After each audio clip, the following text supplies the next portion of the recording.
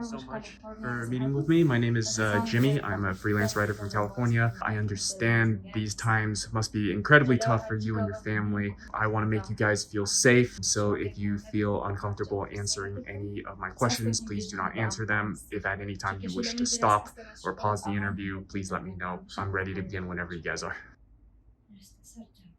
You're very welcome. What are your names? What do you do here at this organization, and what do you enjoy doing in your free times? يعني هيك وقت هبت المجال كبتن نخشي شبه جد كنتي وقتي ده. نعم كافية. شغلي مش My name is Kathya, and I'm a knitting instructor. I'm a knitting teacher. So the main thing that I enjoy doing is when I see that I'm helping people by teaching them how to knit new items, how to knit things, how to make things. من أميرة أصل مخلصو كافيتيريا. My name is Amira, and I'm a cafe worker, and I feel very happy and comfortable when I come and I work in the cafe. Mhm. My name is Livyan. I'm a translator interpreter. Also, I'm the facilitates manager here, and I mostly enjoy translation. I enjoy working. I enjoy just accompanying people whenever I have free time. I just go watch like what they are doing, how they are doing. I just have like side conversations, and then I just come sit because it feels like home to me. So you all really enjoy doing your jobs here. Yes, that's for sure. Alrighty.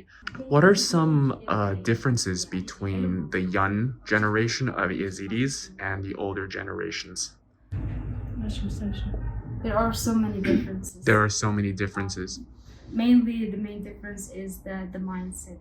The mindset. Usually, the older people tend to have very strict mindset, Mhm. and they have some ideas that they refuse to let go of. Mm. But the younger generation are more flexible. Mhm. They are tending to be more flexible with the modern technology, with the modern social norms and what's happening, even through styles. You may notice how the elderlies are styling themselves and how the young people are styling themselves. As an knitting instructor teacher, I realized that there is this main difference between them. Like, for example, me teaching a person who's 21 years old, and at the same time, I'm teaching a person who's 31 years old. I realized that the person who's 31 years old, due to the life event, due to the situation, and due to like her thoughts, the way she's going through some conditions, these all are affecting her, and she may learn very difficult. It may take a lot of time until for her to actually master something. While on the other hand, there you have the 21 years old girl or women. They tend to learn faster because they are younger and like they have less thoughts to think of, they have less responsibilities.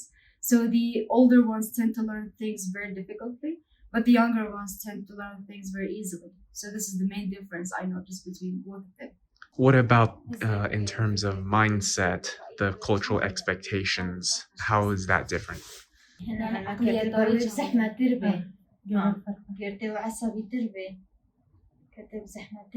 يعني عقلياتها بطريقة قرتية بطريقة قريدات مجتمعية بناء definitely those who are older, they tend to have a very strict mind because they tend to be very angry, they tend to be very impatient, and like in a way they tend to strict to be more following the community, the society mindset. They tend to be more into culture rather than thinking as an individual person. While on the other hand, the younger people tend to be more independent, want to be more thinking, more thoughtful, more creative. That's the main difference like between the two mindsets. Like a person being very strict to their social norms, the other person, like the younger ones, tend to be more like creative. Do you think these differences lead to generational tension, generational conflict?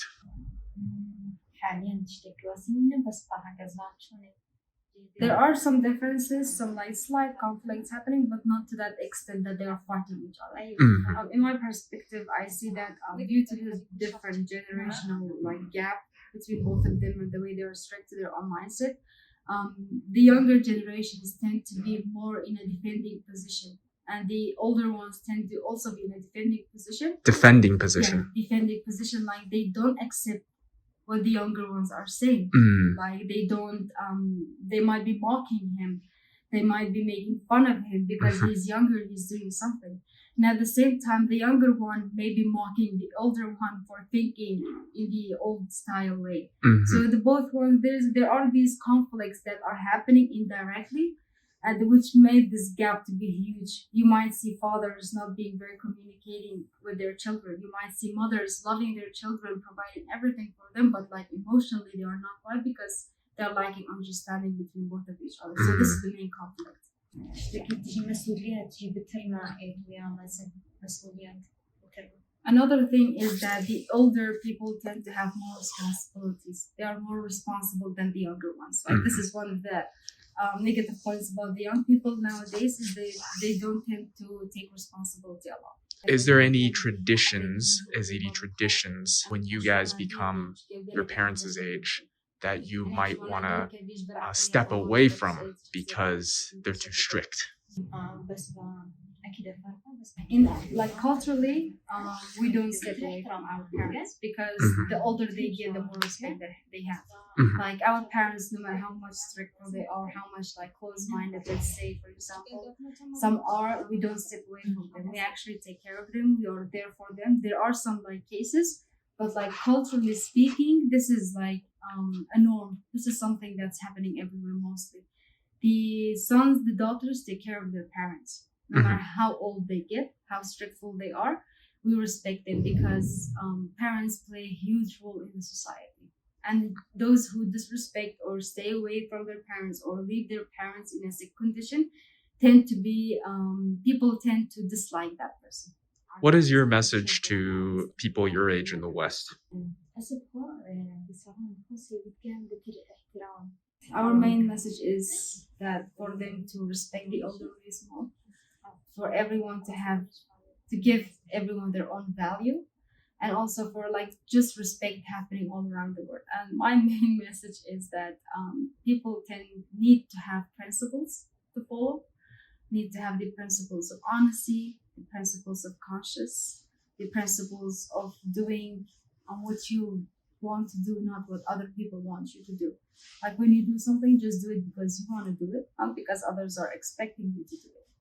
And of course, while keeping and maintaining the principles, because a human being with no principles is definitely will degrade himself to other levels. Are there any stories you guys want to share about your experiences with Daesh, how that's affected you, if you're comfortable sharing?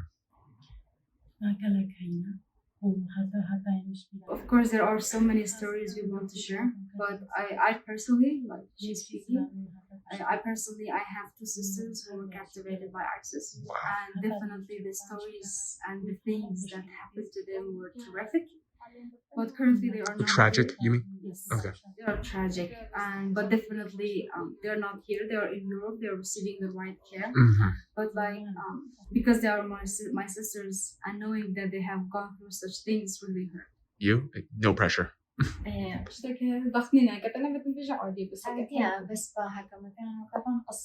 If we spoke about the stories that we were affected too much by it, we will not finish until tomorrow, because there's not only one or two or three Yazidis that have gone through such things.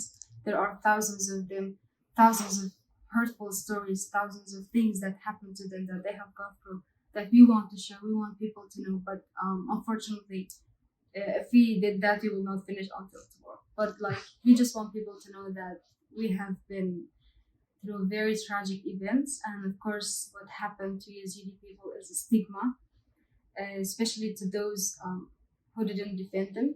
And also, we want to deliver the message to all around the world that we Yazidi people definitely don't beg for anybody to help us. We just want them to acknowledge our existence, and we just want them to acknowledge our rights, because however, we are all human beings, and Yazidi people are no different than any other people. But the main difference is that we've been subjected to genocide, and even after being subjected to genocide, we are being considered as, like, let's say, third level people.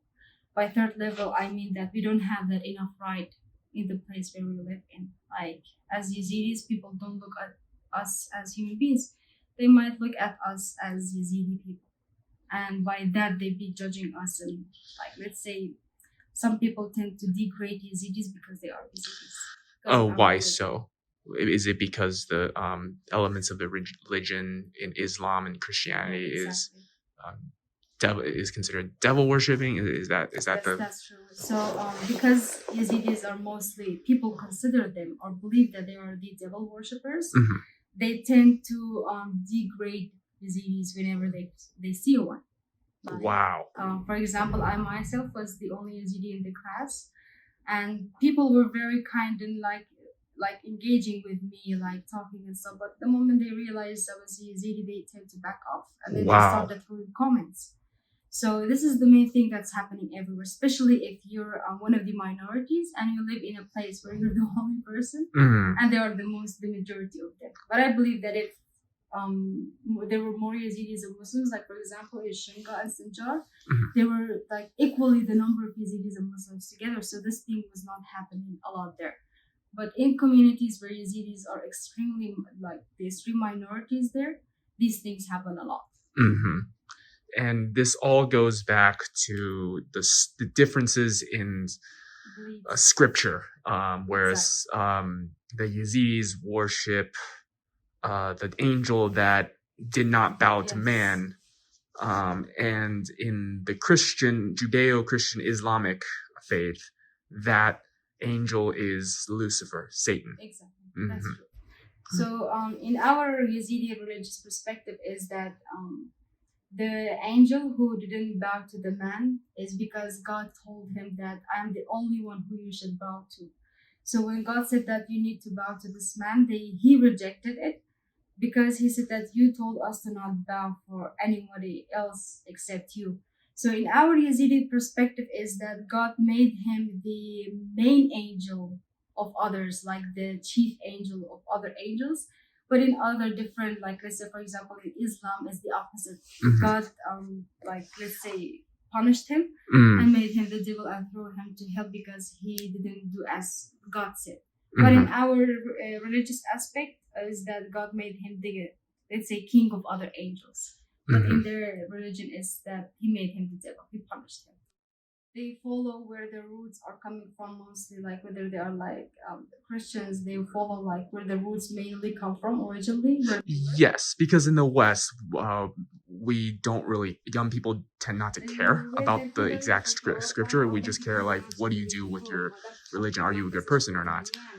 Here in Iraq, are young Muslims and Christians similar to that, or are they like, oh no, that scripture says you got Yazidis worship Lucifer. We can't be friends with them because of that scripture, that the difference in scripture.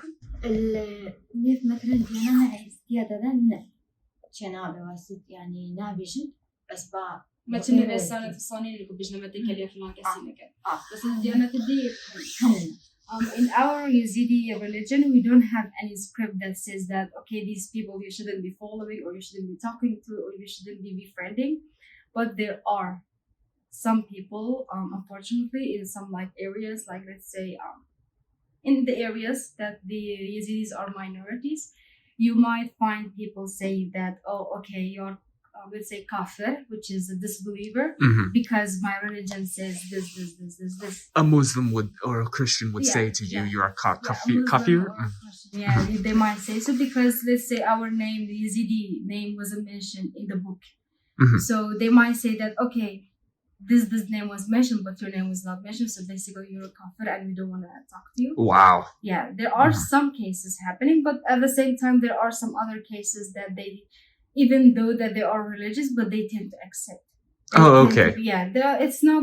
Let's say it's not equally, Mhm. but there are some like this and there are some like that. It all depends on where they lived and how they lived and how they were raised. Mhm. Yeah, these all affect. Mhm. I see.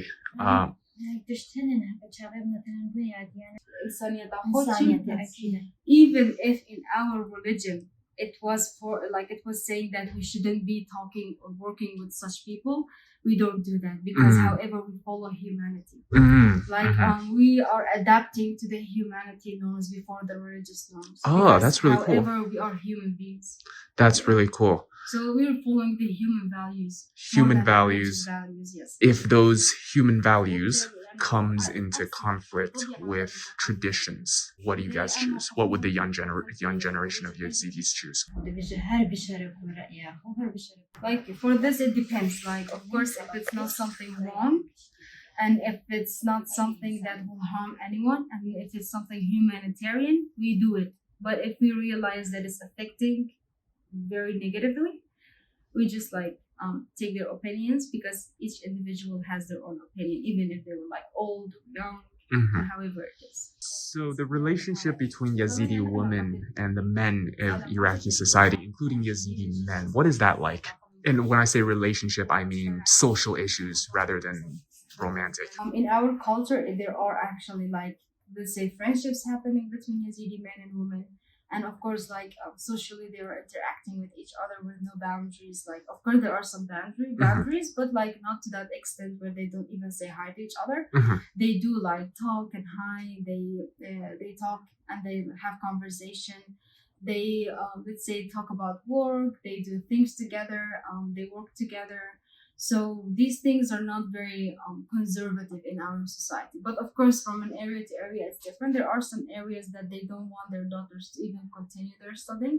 But there are some areas who really support women to continue their studying and to finish their schools.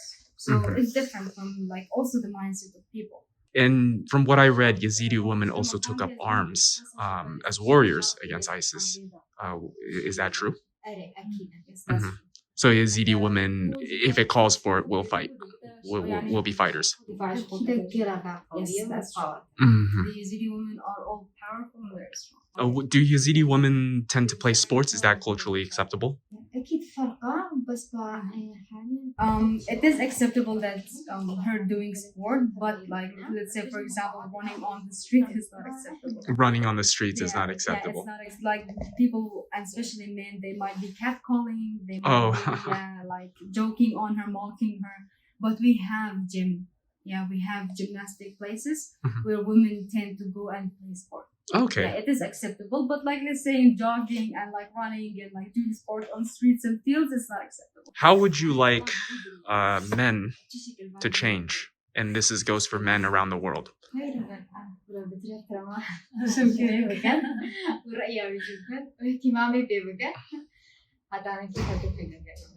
To take care of her, to respect her, and to pay attention to her, and of course taking her opinion over anything that's happening and considering her opinion. I myself would say that let's just be men with actions, Mhm. and just like be honest toward their feelings and emotions, because women, the main way to respect the woman is to be honest with her, Mhm. and at the same time to not be rude, because what comes before love is respect. So men need to be like, they are respectful, but they still need to be more respectful, Mhm. and also considering her opinion. And women do have rights, women do have brains, and women do have skills, and they tend to do work in a very good way Okay. and produce a lot. Thank you guys so much. I really appreciate you spending time with me.